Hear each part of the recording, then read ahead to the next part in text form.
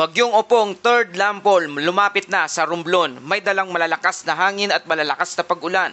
Signal number 3, nakataas pa rin sa malaking bahagi ng Southern Luzon at ilang probinsya ng Visayas.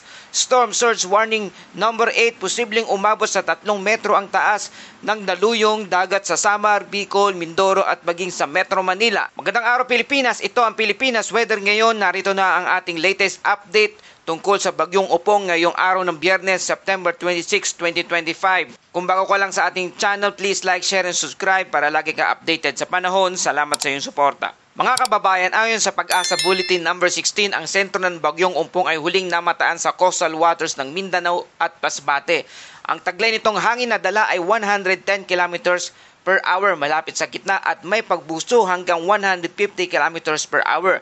Ang central pressure nito ay nasa 985 HPA. Umaabot hanggang 40-60 kilometers mula sa gitna ang lakas ng hangin at kumikilos ito panganluran hilagang kanluran sa bilis na 30 kilometers per hour. Malinaw po na mabilis ang kilos ng Bagyong Opong kaya't ang mga lugar na nasa daraanan nito ay dapat nang maging handa ngayon pa lamang. Kaya nakataas pa rin ang tropical cyclone wind signal number 3 sa Luzon, Sorsogon, Masbate, including Ticao and Burias Island, Albay, western and southern portion of Camarines Sur, southern portion of Quezon, Marinduque, Romblon, Oriental Mindoro, Occidental Mindoro, including Lubang Island, Batangas, southern portion of Laguna. Signal number 3 din sa western portion of Northern Samar, western portion of Samar, northwestern portion of Capiz, northern portion of Aklan, Kaluya Island. Mga kababayan, ang tropical cyclone wind signal number 3 ay mayroong storm force wind na umaabot ng 89 to 119 kilometers per hour.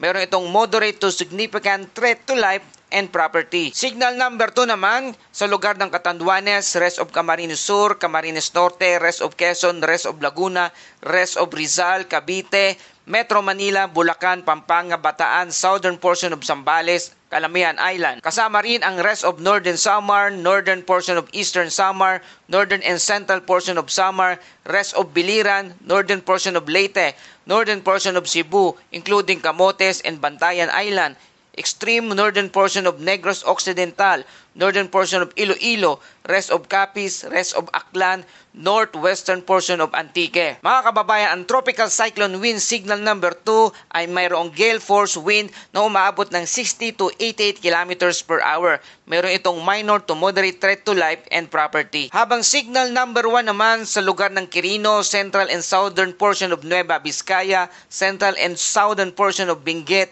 central and southern portion of La Union, Pangasinan, central and southern portion of Aurora, Nueva Ecija, Tarlac, rest of Zambales, Cuyo Island, northern portion of mainland Palawan. Kasama rin sa mga lugar na signal number 1 ang rest of Eastern Samar, rest of Leyte, southern Leyte, eastern and central portion of Bohol, central portion of Cebu, northern portion of Negros Oriental, northern and central portion of Negros Occidental, central portion of Iloilo, and central portion of Antique. Mga kababayan, ang signal number 3 ay merong impact na posibleng matinding pinsala sa mga mahihinang bahay, pagbuwal ng puno at poste at malawakang pagkawalan ng kuryente. Sa signal number 2 naman ay may impact na makasira ng bubong at puno at magdulot ng pinsala lalo na sa tabing dagat at mahihinang ekstruktura. Habang ang signal number 1 naman ay mayroong impact na mas banayad kaysa mas mataas na signal ngunit maaari pa ring magdulot ng panganib sa mga hindi nakahanda. Mga kababayan, habang tumataas ang wind signal, mas malaki ang banta. Kaya't kung nasa signal number 3 kayo,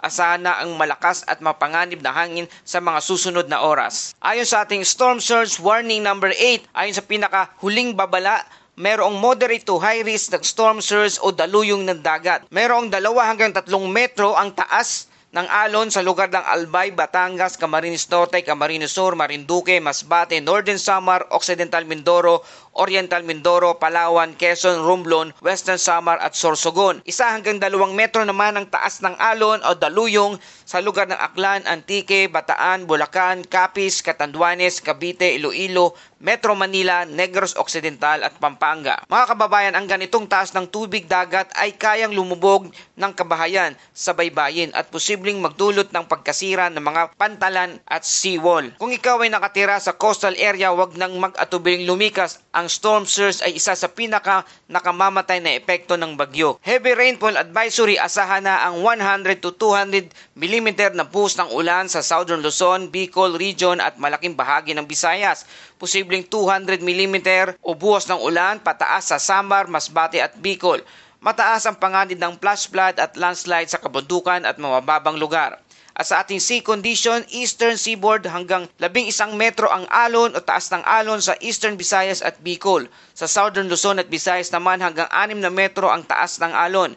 Sa Batangas, Mindoro, Zambales, Bataan hanggang 4 hanggang 5 metro ang taas ng alon. Delikado para sa lahat ng sasakyan, pandagat, kansilado lahat ng biyahe sa dagat. Para sa ating forecast track, tatawid sa Romblon at Mindoro sa loob ng 12 oras ang bagyong Opong. Lalabas ito sa West Philippine Sea ngayong gabi at posibleng lumakas muli bilang isang typhoon kapag nasa dagat na. Ang expected exit ng Philippine Area of Responsibility ay ngayong hapon ng September 27. Kaya mga kababayan, sa lugar ng Romblon at Mindoro, posibleng ito ang pangatlong landfall ng bagyong Opong. Kaya patuloy tayong maghanda. Huwag nang lumabas kung hindi kinakailangan. Mag-imbak ng pagkain, tubig at gamot para sa 3 araw.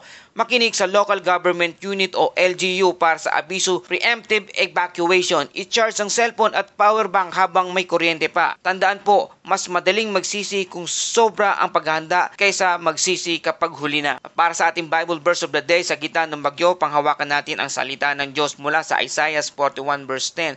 Huwag kang matakot sapagkat ako'y kasama mo. Huwag kang mangalupaypay sapagkat ako'y iyong Diyos. At yung ating latest update tungkol sa panahon sa bagyong Opong. Salamat sa iyong patuloy na pagtangkilik at pagtutok dito sa Pilipinas Weather ngayon. Para lagi ka updated sa panahon, please like, share, and subscribe. Salamat sa iyong suporta. Ito ang Pilipinas Weather ngayon. Lagi nagpapalala.